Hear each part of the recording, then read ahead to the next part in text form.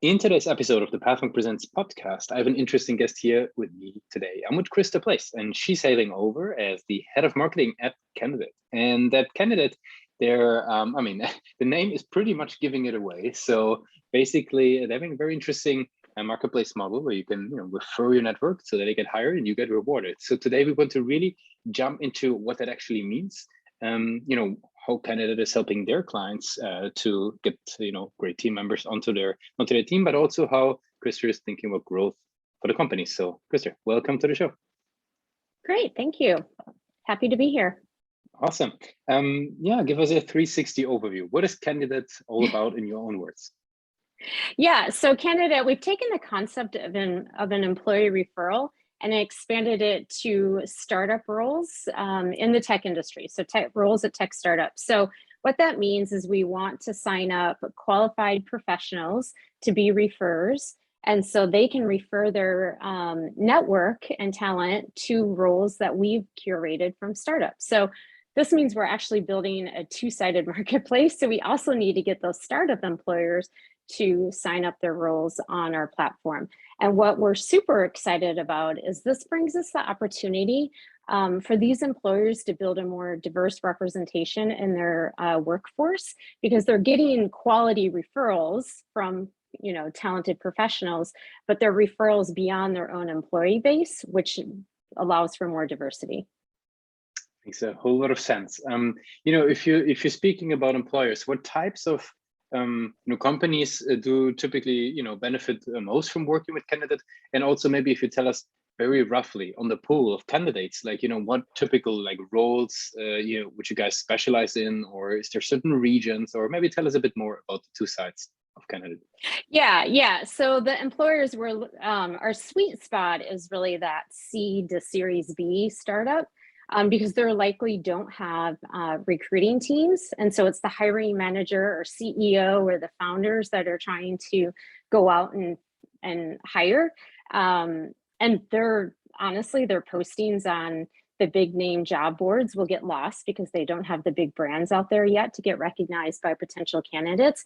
They don't have the time. So what they really need is quality over quantity. And they don't have the recruiters to be doing that sourcing for them.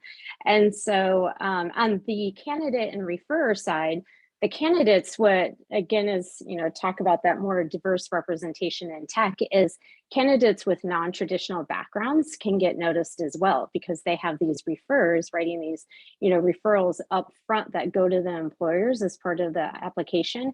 And they can explain why some of these non-traditional backgrounds may still align with, let's say, a customer service role or account manager role or a marketing role, because they know how to do X things that translate into those skills that are required for that job.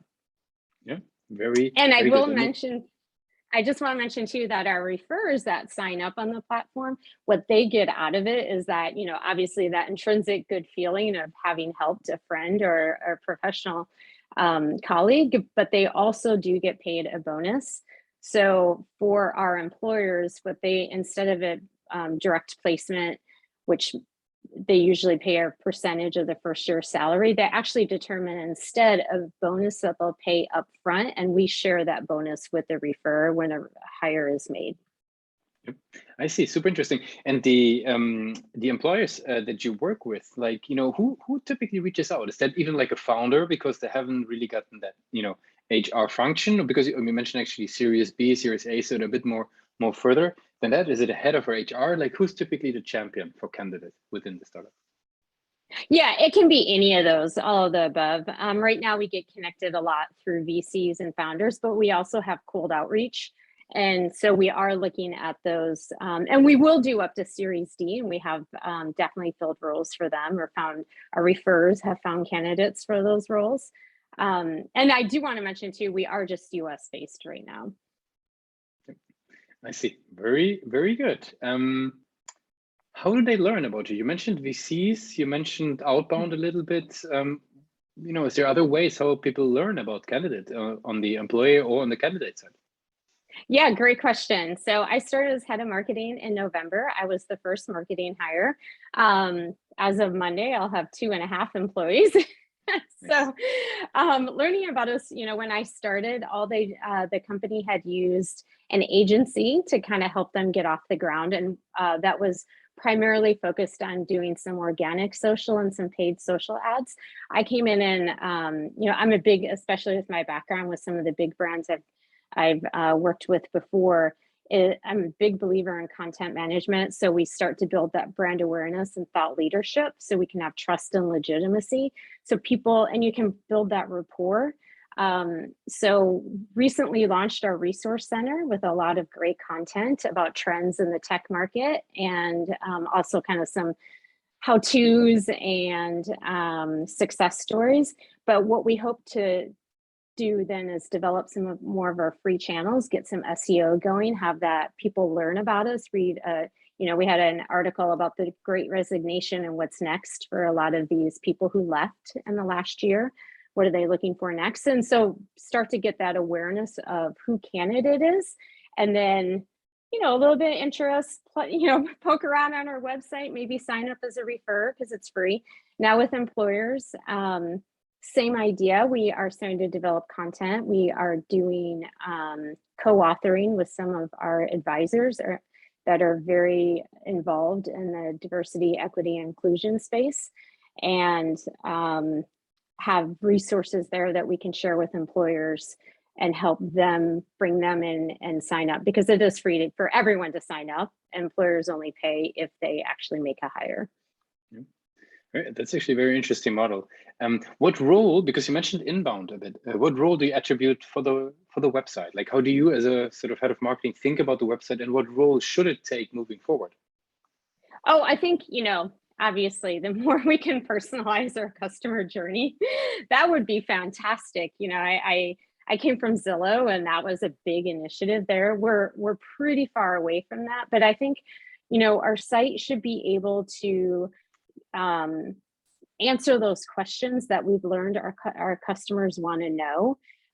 It should bring value. It should help us build a rapport with our customers and build that trust and make it easy. And then as we start to, move closer to all self-service, hopefully someday, make it very easy for them to navigate and experience our product. Mm-hmm. You mentioned the focus on the website there. Like, what do you because a lot of marketers we have on the show, specifically if they take on sort of a new role or new pages, they're always very critical, obviously, to develop the page further. Like, what do you see sort of as a major strength of the website versus maybe where do you see already like room for improvement or interesting opportunities? Yeah, well, for me, the resource center, I should say, it's a WordPress. And so I'm able to now build some marketing landing pages, which we'll be launching soon, which we didn't have before. So it literally was, we would drive traffic to our site. It was the product. It was, here we are, homepage, sign up. That was all you could do.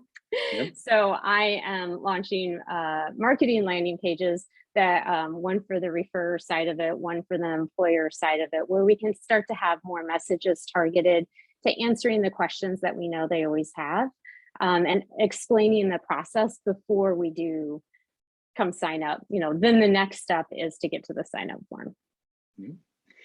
You mentioned actually your time at Zillow, like maybe over the years, what have you found to be like great ways in order to, keep working on increasing conversions from the website? Is there any tools, approaches, methods, anything that you've picked up over the years that you found to be quite helpful when it comes to performance from the website? Yeah, I mean, you just have to test. It's not, you may like a blue button, but what really converts is a green button. Copy. You have to be willing to test and use those types of tools like Optimizely that will help you do that for your conversion. Forms, testing your forms, more information, less information. There's definitely was a trend there of, well, if we can get more information, we know better how to route to our sales team and which sales rep exactly. But sometimes we shouldn't put the onus on the customer. Sometimes we should put it on ourselves and figure it out there. It's just, to me, you have to be able to test and iterate. You may love a headline or a copy, but that's not what resonates with when you put it out there. Mhm. And if we switch gears a little bit, sort of to talk about you as a marketer a little bit, there is there's so much content out there, right? As a marketer, you could read and read and read in order to improve. Where do you like to educate yourself? Is there some communities, influencers, blogs? Like, what do you personally like to do in order to educate yourself further? Yeah, it's my, so I'm on the Online Geniuses Slack channel. I pay attention to the MyMA daily roundup. I love that content. Yeah, I read. I think the book I'm read most recently was called Range: Why Generalists Triumph in a Specialized World. I'm a generalist for sure, so just reading more about that. Nice. I have some rapid fire questions at the end to wrap up the interview. You actually just took away my first question. Oh no! So I will adapt it slightly. But are you ready for those? Sure. What's the last podcast you were listening to? Not the last book you were reading, the last podcast you were listening to. Well, I listen to the daily. Daily. So. Very good. What's one single thing your company is focused on the most at the moment? Oh yeah, we are product-led growth. So investing heavily in product, which is super exciting as a marketer to have a product that's going to be well positioned to scale as I focus on brand awareness and growth. If there would be no boundaries in tech, what would be the one thing you would fix for your role today? I love personalized customer journeys. So more data and the tools and enough traffic to really start building to that level, because I think knowing who your customer is when they come to your site and where they are in the buyer's journey is just priceless. So I love all that. What's the last thing that kept you awake at night about the company? Oh man, launching this WordPress site. Yep. I will say the integration with Gatsby. So we have our header that's, all crawlable, and yeah, the tech piece of it. Nice. And for the last question, I would like to do a little bit of time travel, if you allow. Let's go back to the days of the University of Washington, right? All the way back. Now you're heading off formal education. Now I'm curious, what would be one advice that you would give yourself for your journey in marketing? Yeah, trust myself, be confident in my decisions, and you're not an imposter. You deserve to be there.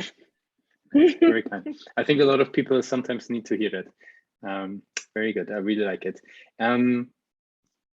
Krista, I really appreciate you took the time with us today to be a guest on Pathmark Presents. I want to give you the very last word. If somebody would be forgetting all that we discussed about Candidate today, what's the one thing that they should remember? It's candidate.co.co. It's free to sign up as a refer, and it's free to sign up as an employer. You only pay if you make a hire. But I think the one big thing to remember is that we are doing this as a way to bring more diverse representation into tech hiring. So we're super excited about that. Thanks a lot for being a guest on Pathmark Presents. Thank you.